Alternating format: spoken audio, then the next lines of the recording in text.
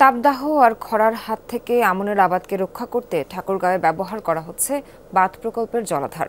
এই অবস্থায় নালা তৈরির মাধ্যমে বৃষ্টির পানি ধরে রেখে দীর্ঘদিন সে পানি দিয়ে সেচ দিতে পারছেন কৃষকরা। এতে কাঙ্ক্ষিত ফলনের পাশাপাশি জমিয়ে রাখা পানিতে হাঁস পালন ও মাছ চাষেও লাভবান হচ্ছেন প্রান্তিক এই মানুষরা। সমন্বিত পানি নিয়ন্ত্রণ অবকাঠামো নির্মাণ সহ কৃষি উন্নয়নের কিছু প্রকল্পের কাজ চলমান।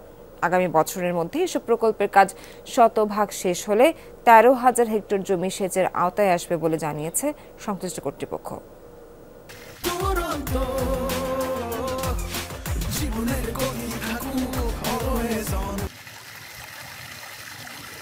এবছর ভরা বর্ষায় বৃষ্টি কম হওয়ায় ঠাকুরগাঁওয়ের আমন ধানের আবাদ হুমকির মুখে পড়ে। এ অবস্থায় নালা তৈরির মাধ্যমে বৃষ্টির পানি ধরে রাখার প্রকল্প নেওয়া হয়েছে। এতে নালার পানি কাজে লাগিয়ে বিনা খরচে ৪,০০০ হেক্টর জমিতে সেচ দিতে পারছে কৃষক। এই পদ্ধতিতে সার লাগছে কম, ফলনও পাওয়া যাচ্ছে কাঙ্ক্ষিত। এই কেনেলের পানি দিয়ে আমরা চাষ করে আমাদের অনেক লাভবান হই। এখন খরা মৌসুম চলতেছে, এই টাঙ্গন বাঁধের পানি দিয়ে আমরা আমন ধানের আবাদ করতেছি। এই প্রকল্পে জমিয়ে রাখা পানিতে হাঁস পালন এবং মাছের চাষ হচ্ছে।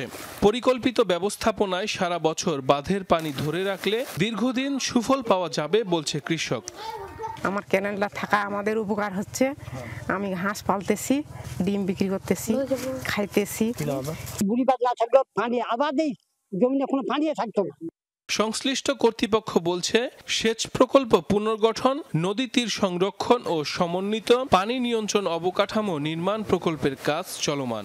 আগামী বছরের মধ্যে প্রকল্পের শতভাগ কাজ শেষ হলে ৪০,০০০ কৃষকের ১৩,০০০ হেক্টর জমি সেচের আওতায় আসবে।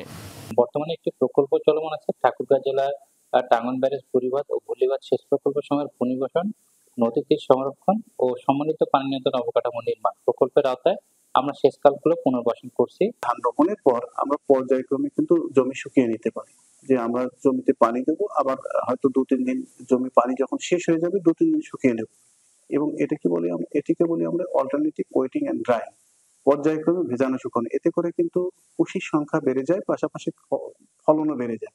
চলতি মৌসুমে জেলায় ১,৩৭,২৬০ হেক্টর জমিতে আমন আবাদ করা হয়েছে। উৎপাদন লক্ষ্যমাত্রা ধরা হয়েছে প্রায় ৪,৮০,০০০ metric ton. Saif Ahmed, Jamuna news.